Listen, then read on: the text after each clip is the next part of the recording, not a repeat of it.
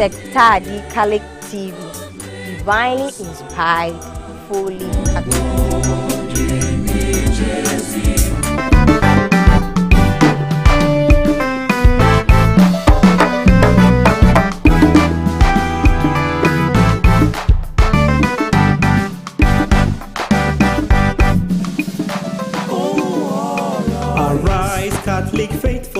Hello viewers, welcome to Sectari Catholic TV. Today we have a conversation with the Archbishop of Accra and the Apostolic Administrator of the Diocese of Takoradi, the person of Most Reverend John Bonaventure. Yes, you're welcome. Thank you so much. Today again.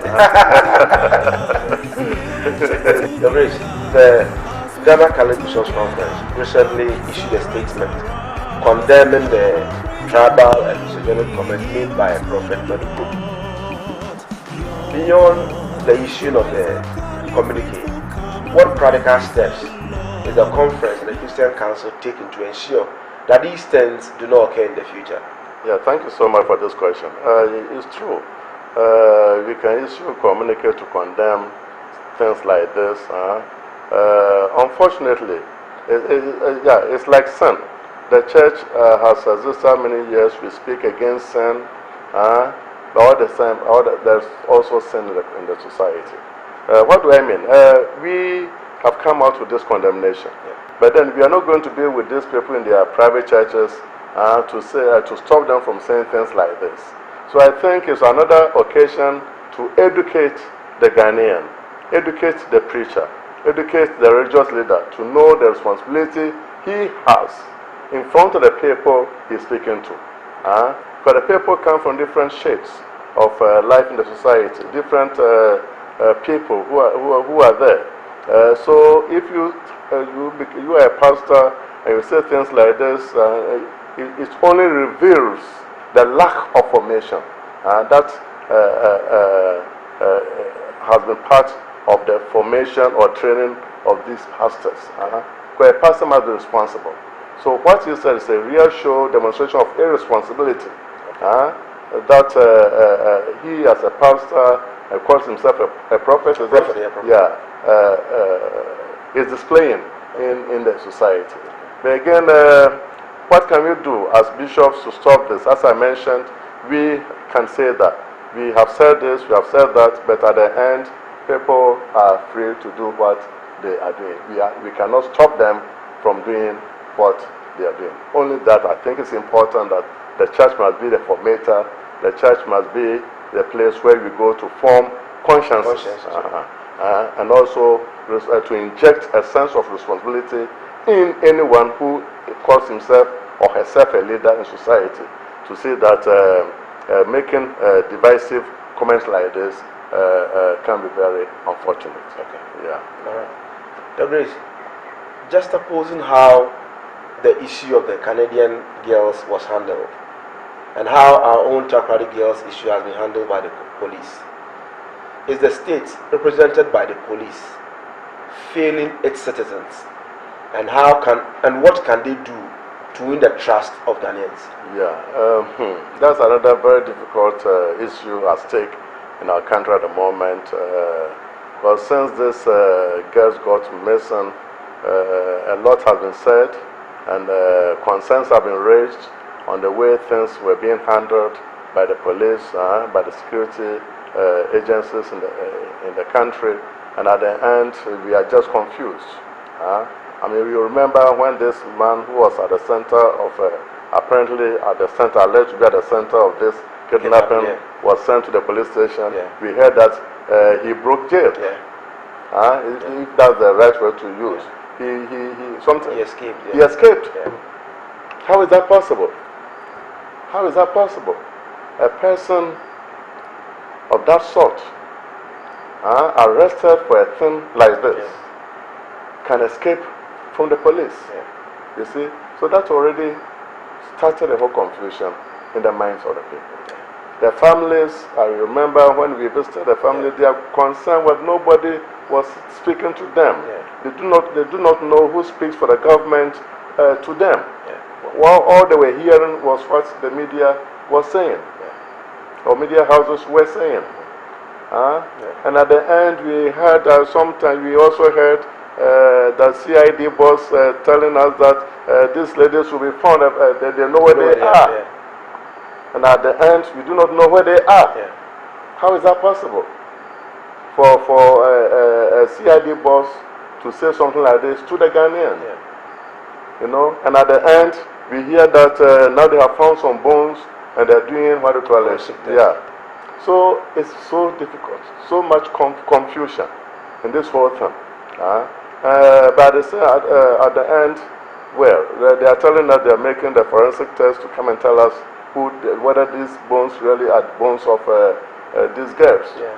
But then questions are being raised here and there. You go to the villages, people are asking questions, how? Why? Yeah. You see? So it's the whole confusion. How the police can redeem themselves in this is something that we have to stay alert and see how it's going to happen. Okay. But a lot of confusion has happened. Okay. And people have lost their trust in the service of security for our people in the country. Okay. Yeah. Your Grace, I know you had a chance of visiting the families. With all these developments, what message do you have for the families of these girls who have been kidnapped? Yeah, first of all, I can only come close to them emotionally and share with them the suffering they're going through or they have gone through all this time. I share with them and I pray with them. When they go to bed at night and then they say a prayer to God or wake up in the morning and say a prayer to God, I do same for them. That one day, God willing, if it's possible, these girls will come back. If it turns the other way around that no, we couldn't get them, it's a big loss to all of us. We just have to console them. But we hope they are not going to tell us that these are the bones of the girls. Yeah. That's the last thing we want to hear from them. That it doesn't happen that these are the bones. Yeah. But again, probably since this where it has reached now, we just have to be very careful how we can be behind these families in order to hold them together, to hold them to support the situation. Yeah, but a lot has gone wrong.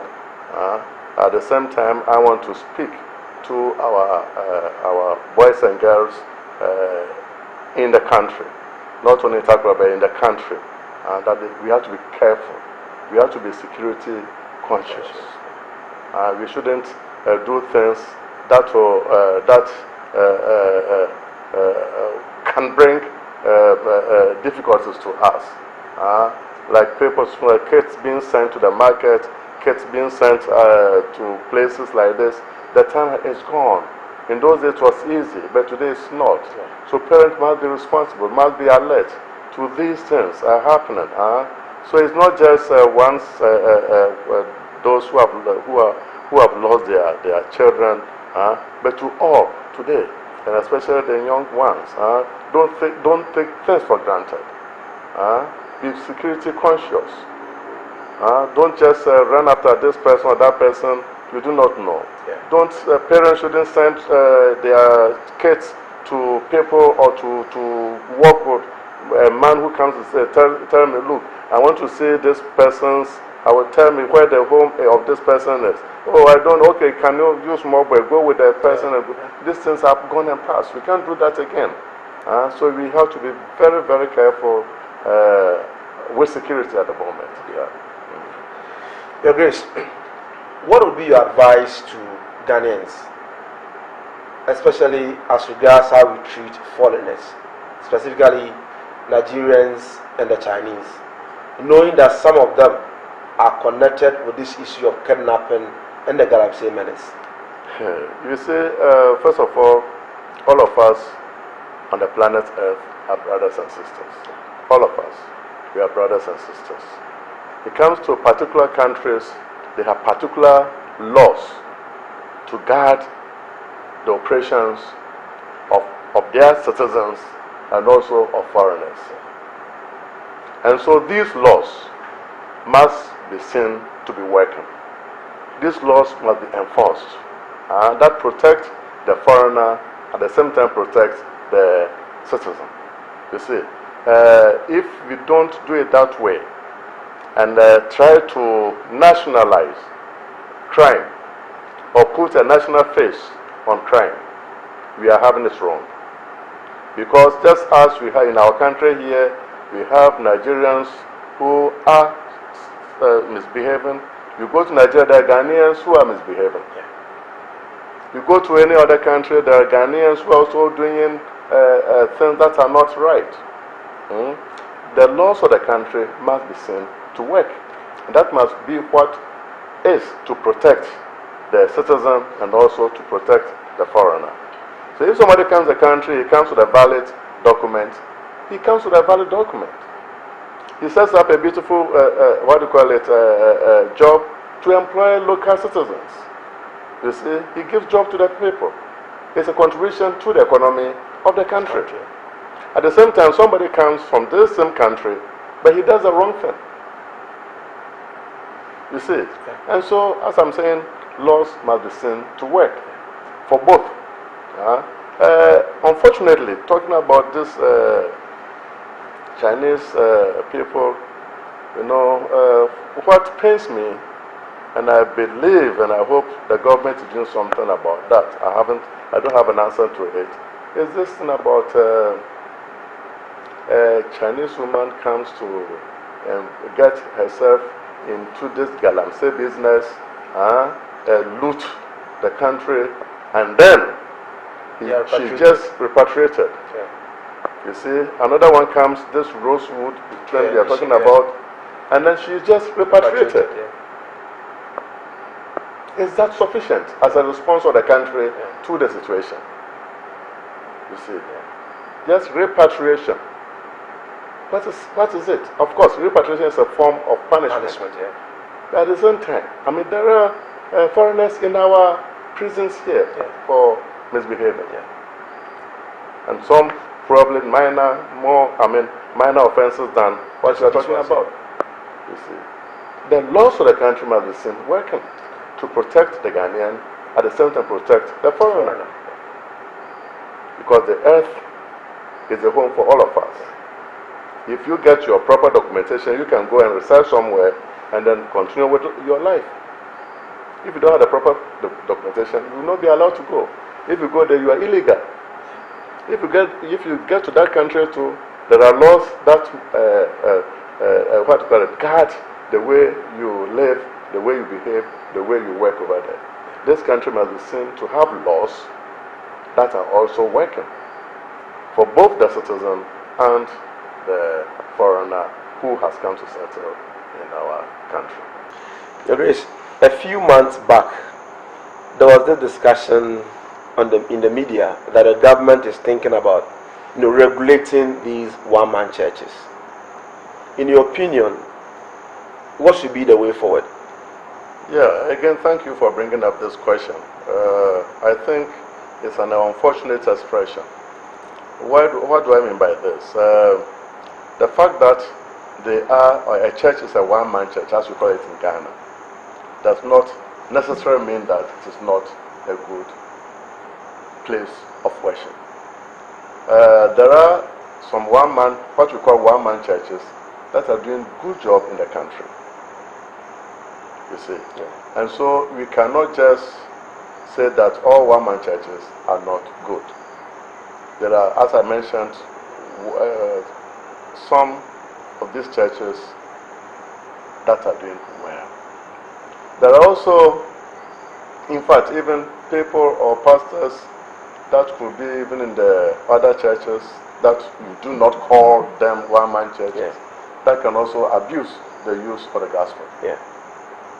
And so what I want to say is that, again, laws must be seen to be working. Be the pastor of a one-man church or a pastor in some of these mainline churches or big churches or whatever name you give them, misbehaves, the person must be called to book. So that's what I would say, that we have, because sometimes when you see on the social media the type of thing that happens with some of these pastors, it's hard to understand how a pastor can subject a human person to such treatment in the name of religion.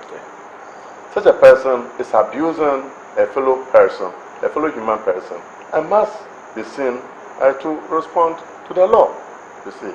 And so what I would say is that let us not just say that because they are one-man churches, they are not doing the right thing. There are some that are, I don't want to mention names, but there are some that are doing very good, others too are not. They are just exploiting the citizen. And this we have to be attentive to and then make sure that the law is seen to be working. To protect again the citizen. Yeah. Because many of us, when people are sick, people are vulnerable, they can do many things because of their state of mind. They go to these pastors thinking that the pastors will give them some comfort. And whatever these pastors will do to kind of exploit their ignorance, their vulnerability, in the name of money, they will do. You see? And these people will go there. So how do we protect these people? And so when you see these pastors misbehaving like that, they have to be called to order. So again, I don't want to say that the one-man church is not a good church, and so it has to be kind of abolished. But I would say those who are misusing religion, and you know them. Yeah. The police will know them. Yeah. This we have to make sure that they are closed down, rather than saying that because of one-man church, it has to be closed down. Okay. Your Grace, before we bring our conversation to an end, your final word to the good people of Sekenita Diocese, the good people of the Others of Accra, and the country Ghana at large. That's a vast one. Yeah, first of all, Sekenita Diocese, as I mentioned, let us continue to pray that the Lord will give us a shepherd, the chief shepherd, to take care of the Archdiocese. I know how good you are, a vibrant church. And I don't want you to lose your fire, to continue to build on it, to continue to build a church that has this beautiful face as I know it, and even to make it more beautiful, a church for the diocese of, in the diocese of St. Rita. My people of Accra Diocese, we are building our church, and I want all of us to get involved, to realize, each one to realize his or her responsibility for the church. And he or she, being a baptized member, must see herself given this responsibility. She is the person, you are gifted. You are gifted to help build the church. And that's why when I say rise and let us build, it is all of us, priests, religious and lay people, all of us must see that this church is ours. We must all pull together to build our church. To the good people of Ghana, I say let us not lose hope. Ghana is a beautiful home for us. Let us do our best to build our country, to make our country even better. A country where foreigners who are here will be at ease and be at peace to do their work and also contribute to our country. Let us not see foreigners as enemies. No, foreigners are no enemies. Foreigners bring beautiful gifts to our country.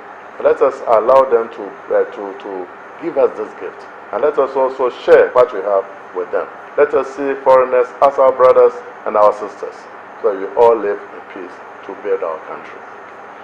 Grace, that's been wonderful having this conversation with you. Thank you so much for giving this opportunity. We hope to meet again. Viewers, thank you very much for watching Shaktari Catholic TV. Today I had a conversation with the Archbishop of Accra and the Apostolic Administrator of Sekenita, the person of Most Reverend John Bonaventure Kwofie. Remember to subscribe to our channel and to press the bell for notifications. You can also follow us on Facebook